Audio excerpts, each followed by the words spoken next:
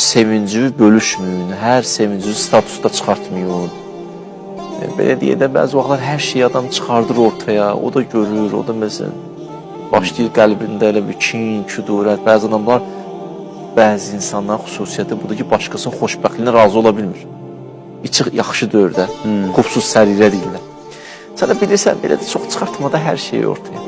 Biraz kənarda saxla. Lazımdır ki, adam elə bütün xoşbəxtliyini elan versin, göstərsin və insan o tərəfdə də bilirsən, o həsəd əhlidir. Onu elə bil, o içindəkiləri oyadırsan. Birinci, özün. İkinci, Allaha sığın. Min şərri həsidin izə həsəd. Baxın, bu ayədə Quran-ı Kərimdə ilahi.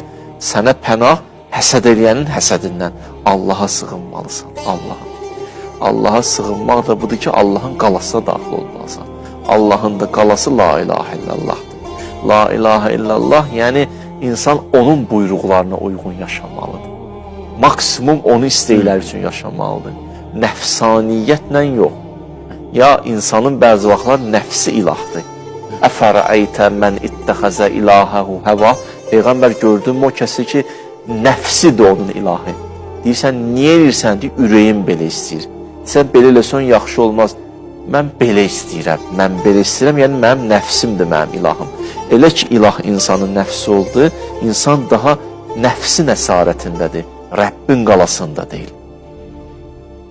Çıxmasın bu əsarətdən, bu qəfəsdən, bu zindandan, sən həmişə xətərdəsən, həmişə bəlalı bir yerdəsən.